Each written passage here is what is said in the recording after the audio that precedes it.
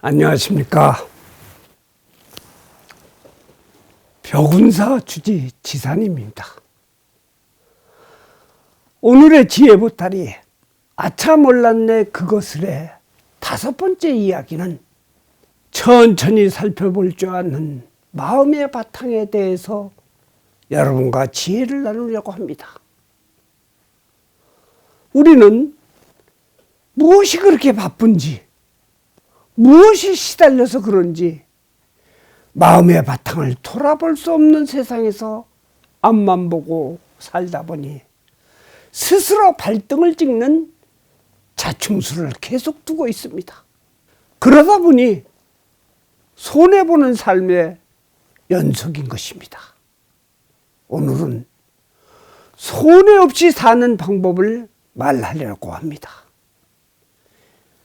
이야기에 앞서 구독 버튼과 좋아요를 눌러주시면 더욱 열심히 좋은 지혜의 보따리를 발굴하여 여러분에게 이익을 드리겠습니다. 이제 정말 봄이 무르익기 시작했습니다. 꽃피는 봄, 그리워하던 봄.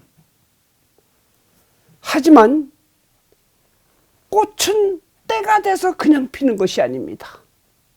추위, 바람, 가뭄, 폭염, 이 모든 것을 견딘 나무와 풀섭이 그 인연을 무르익게 하여 한 송이의 꽃을 피어나게 한 것입니다.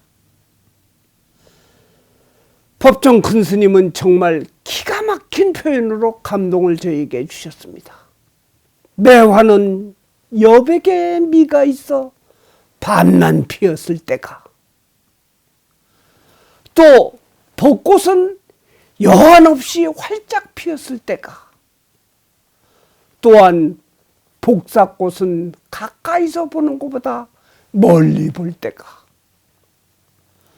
또 오히려 백꽃은 가까이 보아야 맑음과 뚜렷함을 볼 수 있다고 하는 비유를 하셨습니다.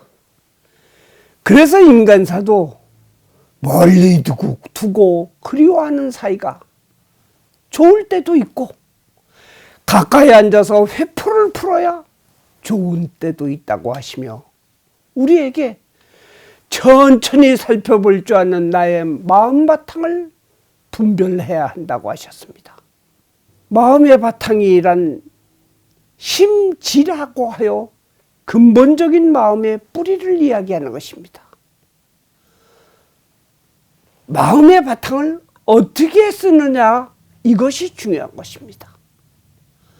마음을 넓게 쓰면 탱자를 심어도 유자가 열리고, 마음이 너그럽지 못하고 옹색하다면 유자를 심어도 탱자가 됩니다.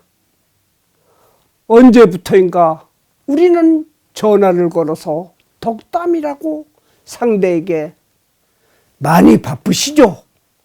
한가할 때 통화할까요? 하고 묻습니다. 얼마나 바쁘다는 소리를 입에 달고 살았으면 이런 말이 당연한 덕담으로 들릴까요? 무량수경에서는 이에 대한 가르침이 나옵니다. 사람들은 각박하여 급하지 않은 일에도 아귀다툼을 하고, 그 다툼 속에서 애타게 일하며 겨우 살아가고 있다.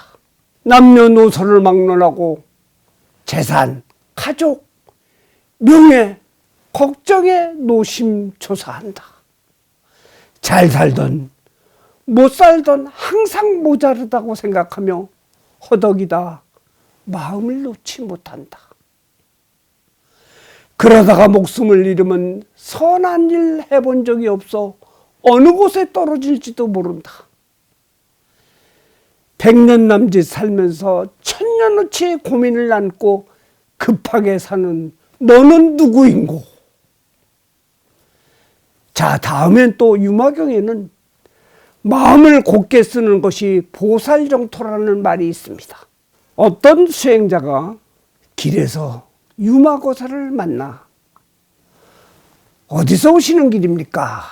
묻자 도량에서 오네 하고 답을 하는 것입니다.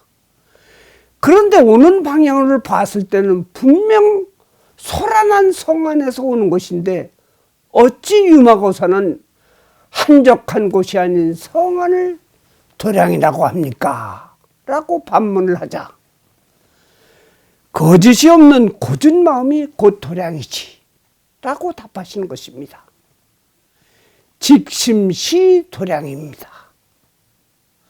도량이란 건물이나 환경이 아니고 마음이 문제라는 것입니다. 지금 우리나라 국민 전체가 바로 직심이 없는 것입니다. 직심은 고든 마음입니다. 바로 이런 마음을 쓰는 사람이 없어 갈팡질팡 무엇이든 급하고 하나가 뚫리면 그것을 막으려 하고 하나가 비뚤어지면 그것을 바로잡으러 허둥지둥하는 것입니다. 이것을 어떻게 정진이라고 하겠습니까? 내 생각이 틀리면 둘러대며 변명하기 바쁜 세상. 직심이 없으니 누구를 탓하겠습니까? 불교는 두 가지 공심을 얘기합니다. 공심, 하나는 비운 마음입니다. 또 하나의 공심, 모두를 위한 공통의 마음입니다. 그러기 위해 영원히 쉬어가며 수행하여야 하는 종교인 것입니다. 스님만이 아니라 모든 신도가 함께하는 두 가지 마음입니다. 무엇이 그렇게 바쁜지 제주 부리는 어릿광대와 같이 장단에 맞추다 보면 온통 뒤집혀 사는 바깥 세상이 전부 똑같아 보여도 잘 살펴보십시오. 집착의 노예가 되어 바쁘게 사는 어리석음을 깨닫게 됩니다. 속도와 효율이 전부가 아닌 것입니다. 그렇게 살다 보면 더 큰 것을 잃을 때가 있는 것입니다.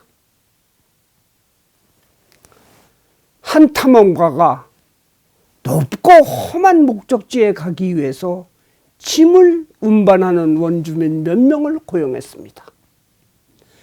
그들은 사흘 동안 제대로 쉬지도 않고 서둘러 목적지를 향해 열심히 걸었습니다. 그런데 바로 사흘째 되는 날 짐꾼들은 갑자기 그 자리에 주저앉아 더 이상 움직이려 하지 않는 것입니다.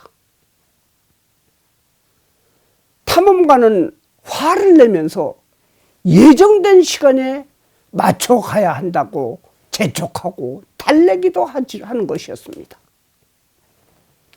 하지만 그들은 요지부동인 것입니다. 생각도 못한 탐험대원은 원주민 중 한 사람에게 그 이유를 물었습니다.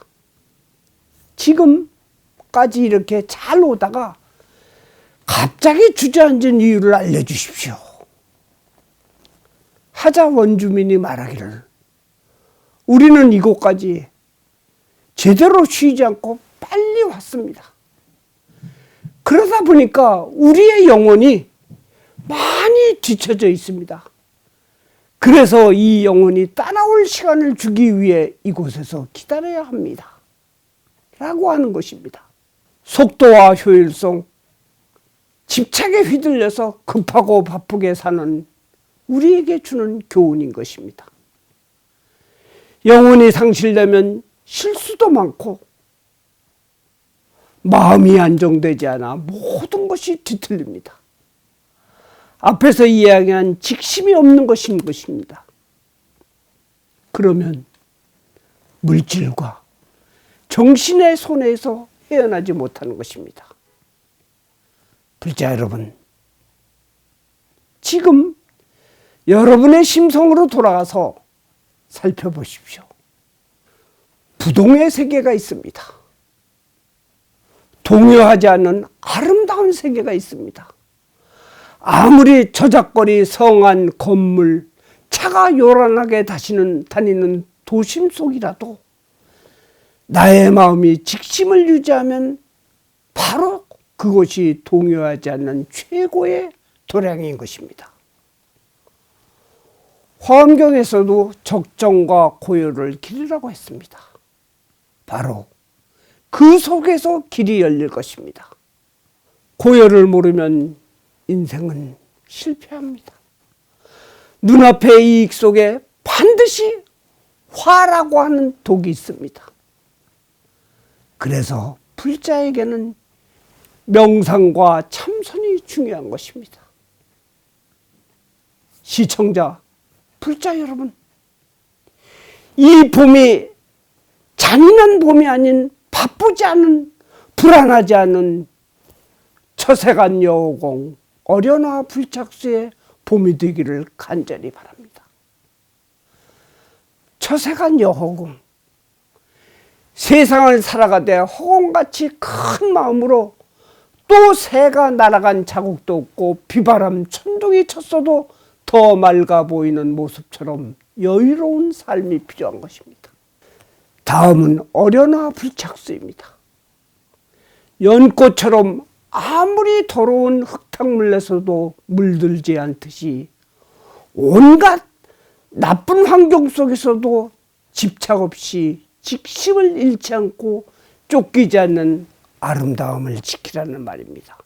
불자 여러분, 구독자 여러분, 이래서 급하게 서둘러가며 쫓기는 삶 속에서 자신의 정신과 마음을, 내 소중한 이 한 몸을 혹사하며 손해보는 삶을 사시겠습니까?